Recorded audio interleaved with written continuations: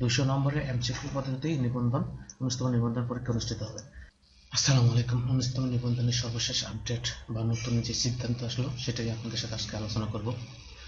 সেটা হলো যে 19তম নিবন্ধনের বিজ্ঞপ্তি নিয়ে নতুন সিদ্ধান্ত জানানো এনটিআরসিএ।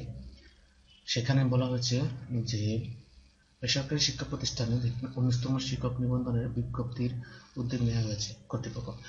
আসন্ন ঈদ উল ফিতরের পূর্বে এই বিজ্ঞপ্তি প্রকাশ পরিকল্পনা থাকলেও কিন্তু স্বল্প সময়তার কারণে বা স্বল্প সময়ের কারণে সেটা সম্ভব হচ্ছে না। এটা হলো একটা বিষয়। তাহলে আমরা বুঝতে পারছি যে ঈদ ফিতরের আগে আর বিজ্ঞপ্তি প্রকাশ হচ্ছে না। তারপর তারা আরো যে পরিবর্তন আনছে সেটা হচ্ছে বেসরকারি নিবন্ধন এনটিআরসি সূত্রে জানানো ঈদ উল ফিতর উপলক্ষে আগামী 17 মার্চ থেকে 16 মার্চ পর্যন্ত কর্মদিবস। সেই জন্য তারা এখন অনলাইনে যে শূন্য চাহিদা বা তালিকা চেয়েছে সেই তালিকা তাদের কাছে এখনো এসে পৌঁছায়নি, সেই জন্য তারা বিজ্ঞপ্তি প্রকাশ করতে পারছে না। সেটা এখানে তারা যে সূত্রে এখানে বলে দিয়েছে।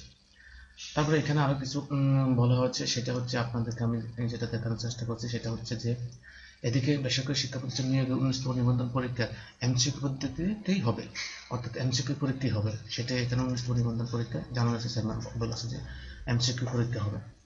সেখানে একটি 19তম লিখিত নিবন্ধন পরীক্ষা থাকবে বলে খবর জানানো হয়েছে। বিষয়টি আবার এখানে বলেছে যে 19তম নিবন্ধনের পরীক্ষার কোন পদ্ধতিতে হবে সেটি সার্কুলার বিজ্ঞপ্তি করা আছে।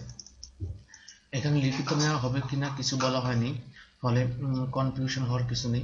এখানে স্পষ্ট বলে দিচ্ছে যে 200 নম্বর এমসিকিউ পদ্ধতিতে। সেখানে আরো বলা হয়েছে যে 19তম শিক্ষক নিবন্ধনের বিজ্ঞপ্তি প্রকাশের জন্য গত 9 ফেব্রুয়ারি থেকে শিক্ষা প্রতিষ্ঠানে ই রেজিস্ট্রেশন কার্যক্রম শুরু করছে। সেখানে প্রথম দফায় 22 ফেব্রুয়ারি পর্যন্ত সময় ছিল, তার পরবর্তীতে আবার 1 মার্চ পর্যন্ত বৃদ্ধি করেছে। ই রেজিস্ট্রেশন তথ্য আসার পরে বিজ্ঞপ্তিটা প্রকাশ করে। নতুন বিজ্ঞপ্তিতে কি নতুন নিয়োগ পদ্ধতিতে কিছু পরিবর্তন আসছে। সেটা হলো যে নতুন নিয়োগ পদ্ধতিতে স্কুল, কলেজ, মাদ্রাসা, কারিগরি 3 বিভাগের জন্য 200 নম্বরের এমসিকিউ পরীক্ষা 200 নম্বরের এমসিকিউ পরীক্ষা প্রস্তাব রাখা হয়েছে। যদিও স্কুল, কলেজে এবং কারিগরিতে 100 নম্বর সাবজেক্টিভ এবং 100 নম্বর জেনারেল এবং মাদ্রাসার জন্য 140 নম্বর সাবজেক্টিভ এবং 60 নম্বর জেনারেল প্রস্তাব করা হয়েছিল। তবে এভাবে বিভাজন করলে বৈষম্য তৈরি হতে পারে মনে করেন শিক্ষা মন্ত্রণালয়। এজন্য 200 নম্বরের সেম, উভয়ের জন্য সেম ক্যাটাগরিতে থাকবে 200 নম্বরের এমসিকিউ পরীক্ষা।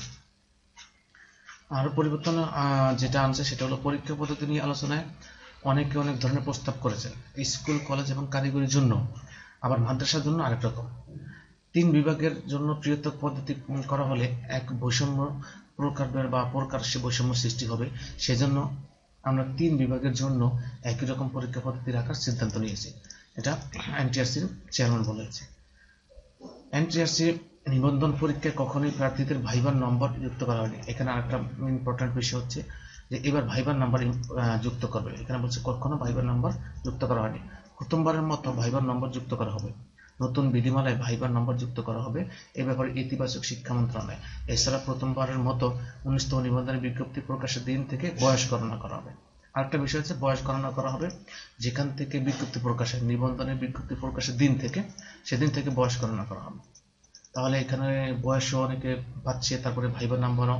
এখানে কয়েকটা বিষয় নতুন যে পদ্ধতি পরিবর্তন। 1 নম্বর হচ্ছে যে সবার জন্য 3 বিভাগের জন্য 200 নম্বরের এমসিকিউ পরীক্ষা থাকবে, স্কুল, কলেজ, মাদ্রাসা, কারিগরি যাতে হোক। আরেকটা বিষয় হচ্ছে যে এখানে ভাইবার নাম্বার এতদিন যুক্ত করা হয়নি এমসিকিউ পরীক্ষার সাথে, এবার ভাইবার নাম্বার যুক্ত করা হবে।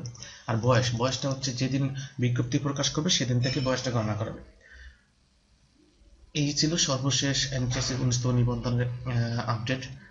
আশা করি অবশ্যই সাথে থাকবেন। আমার যে কোনো আবার আপডেট আসলে অবশ্যই শেয়ার করবো, তাই অবশ্যই সাবস্ক্রাইব করবেন এবং ভিডিওটি শেয়ার করবেন। সকলকে ধন্যবাদ। আসসালামু আলাইকুম।